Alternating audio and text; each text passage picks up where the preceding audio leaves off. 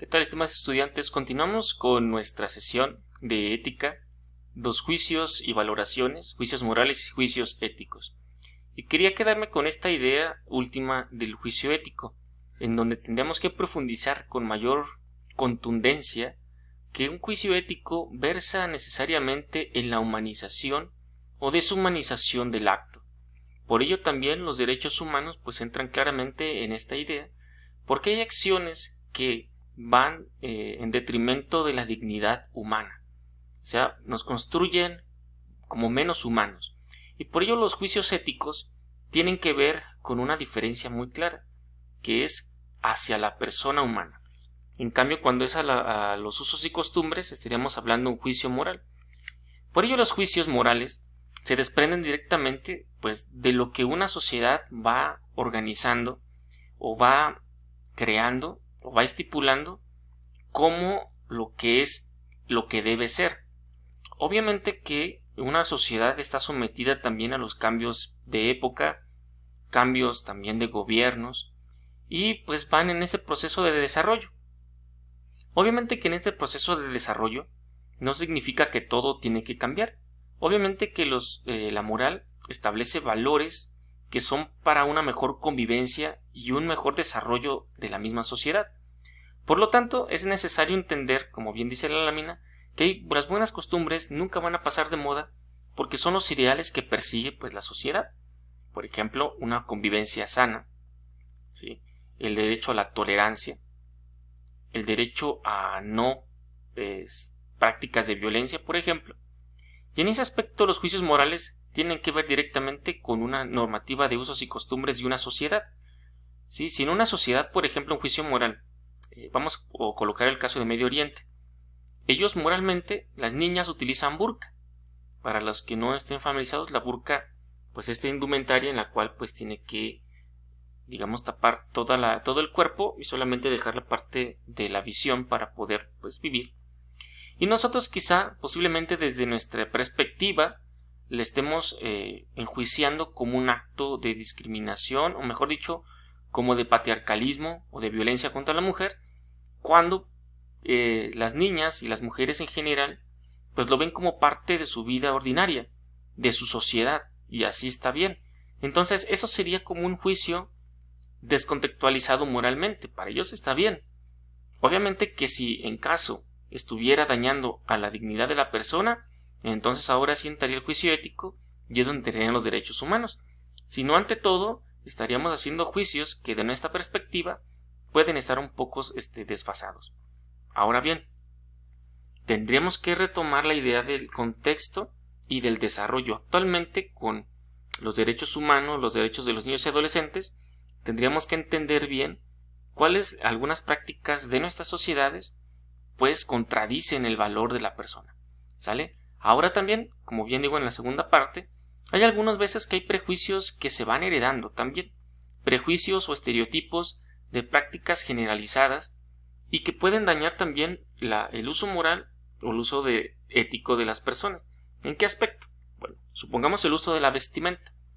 Anteriormente, recuerden que a las niñas no se les podía ver una falda arriba de la rodilla, disculpen.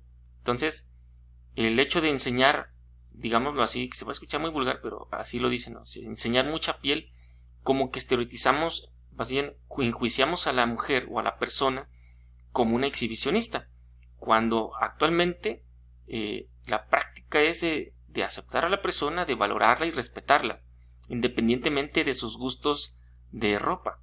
Y en esa parte podríamos luego intentar un juicio inmediato de que pues esa persona, aparte de ser exhibicionista, parece que es muy facilona, y son, digamos, un juicio que va directamente de nuestro uso y costumbre, pero que también se pueden convertir en ideas que son más bien prejuiciales que realidades.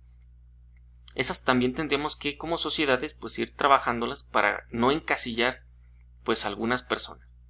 O en el caso de los que utilizan otro tipo de lenguaje, por ejemplo, dialectos, náhuatl, otomí, etcétera, que también podemos como manejarlos como personas inferiores, que también es un prejuicio. Entonces, estos juicios lo que nos ayudan es entender que la moral está allí para podernos auxiliar a una mejor convivencia y a un mejor orden social. Pero, digámoslo así, la gran diferencia del juicio moral es que se queda allí, en una práctica externa. En cambio, el juicio ético sí lo que quiere hacer es que tú pases de solamente lo externo a los ideales que tú promueves, ¿sí? Como bien dice allí, todas las acciones son reguladas por principios, es decir, costumbres y reglas. Esto es lo que moralmente nosotros seguimos.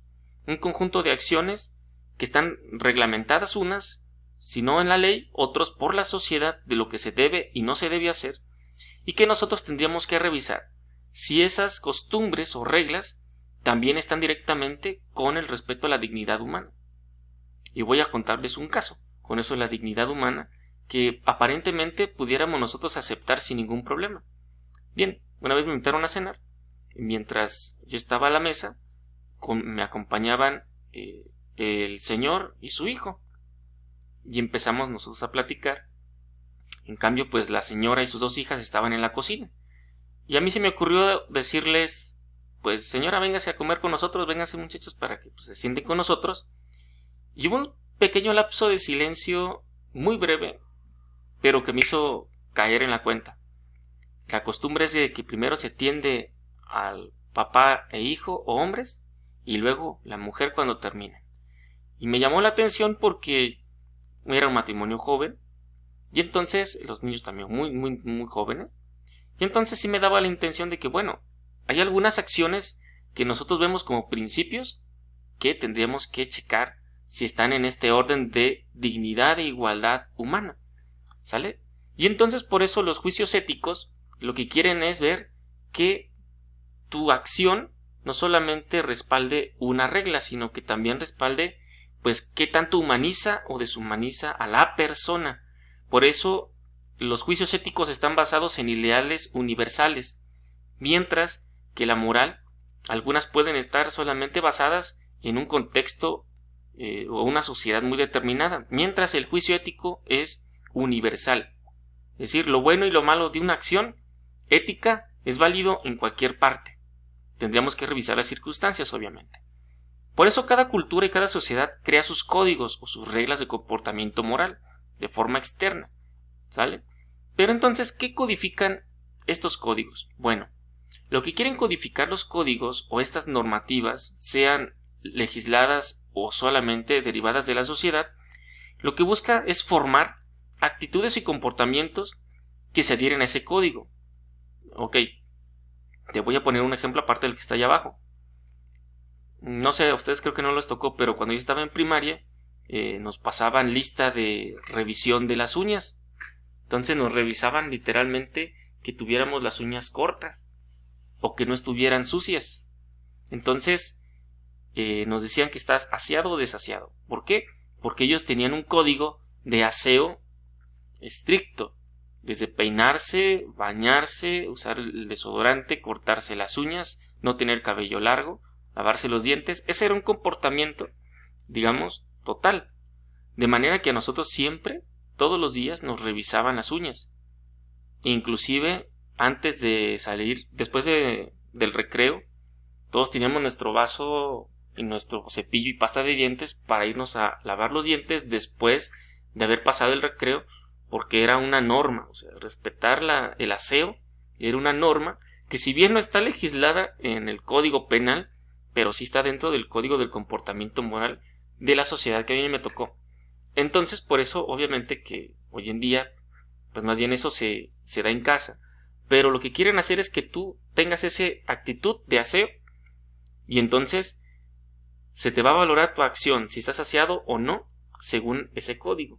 Igual el orden, si pones las cosas en su lugar, y en este caso, por ejemplo, la preocupación por el medio ambiente.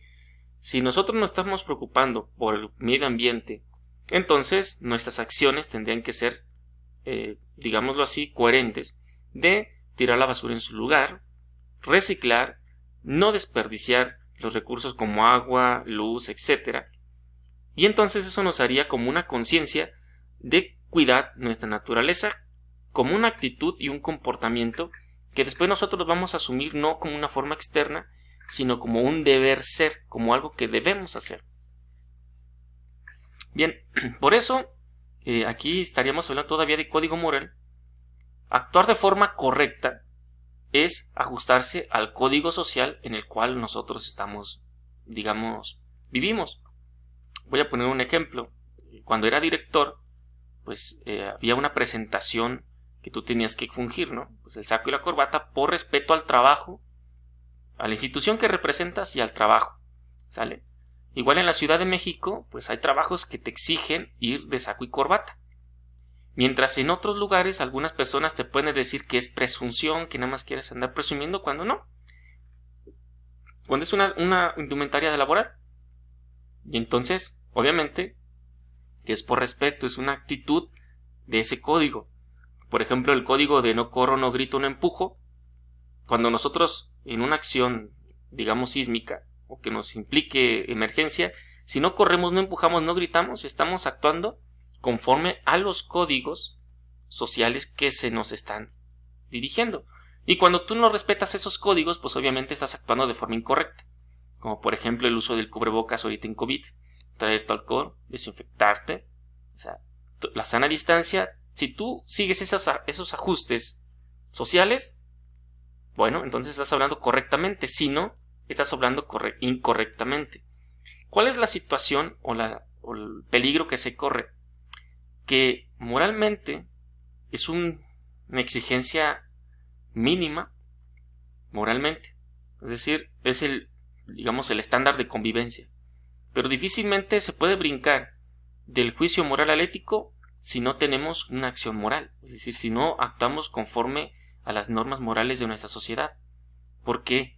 Porque el ético implica todavía una reflexión personal de nuestras acciones. Si no somos capaces de hacer lo que la ley nos pide o los códigos sociales nos piden, va a ser más complicado que tú puedas seguir un ideal. Y el ideal, o sea, va sobre la cultura, va sobre el contexto, porque está todavía más aferrada a tus convicciones personales. Por eso, chicos, para poder nosotros movernos en los juicios y evitar equivocaciones que repercutan en las personas, por eso es necesario la capacidad reflexiva que tenemos. O sea, la reflexión es la capacidad que nos puede proveer de esta visualización mejor de la realidad y evitar equivocaciones, evitar errores, que luego si revisamos la historia vemos que ha habido errores que han puesto este mundo de cabeza, que han sacrificado muchos recursos, muchas personas y que actualmente vivimos las consecuencias. Por eso, dentro de los juicios tenemos que empezar a entender que los juicios de valor, o sea, de una acción de valor, de moral y ético, son esos tres tipos. Pero el valor es constante a la cosa, el moral constante a la sociedad y sus reglas, y el ético pues a los ideales. Entonces, te voy a explicar en el siguiente video claramente, bueno, en qué versan cada uno de estos tres. Recordemos pues entonces que los juicios, no se te olviden, juicio es, desde el punto de vista lógico, lo que se dice de una acción, de una cosa, de una situación o de la realidad. Es lo que se dice. Entonces, por eso, nada más para que lo tengas en cuenta ahorita que vamos a pasar a los tipos de valor, que son tres: juicio de valor, juicio moral y juicio ético.